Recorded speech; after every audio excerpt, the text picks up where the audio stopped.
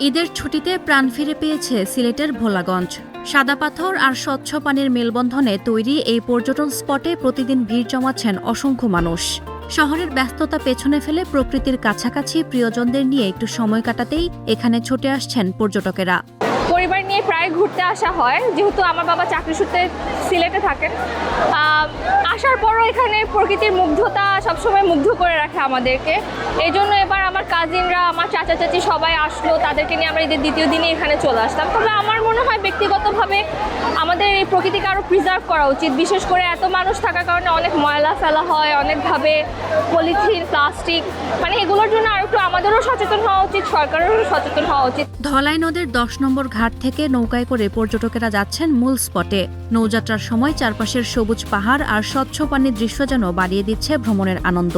ঘাট জুড়ে নৌকার সারি আর দর্শনার্থীদের কোলাহলে মুখর পুরো এলাকা। এখানে এসেছি, অনেক নাম শুনেছি আগে, এবার প্রথম আসলাম। তো জায়গাটা অনেক সুন্দর, আমাদের দেশ আসলে খুব সুন্দর।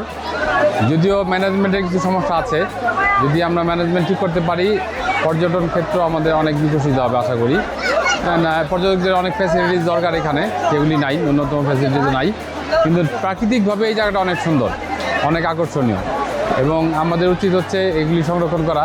কেউ নামছেন ঠান্ডা পানিতে, কেউ বসে থাকছেন সাদা পাথরের ওপর, আবার কেউ ব্যস্ত ছবি তোলায়। শিশুদের আনন্দ যেন সবচেয়ে বেশি।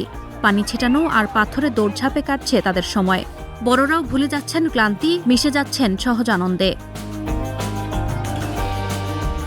তবে ভোলাগঞ্জে বাড়ছে পর্যটকের চাপ, সঙ্গে বাড়ছে সংরক্ষণের চিন্তাও। প্রকৃতির এই সৌন্দর্য ধরে রাখতে সচেতনতার উপর জোর দিচ্ছেন সংশ্লিষ্টরা।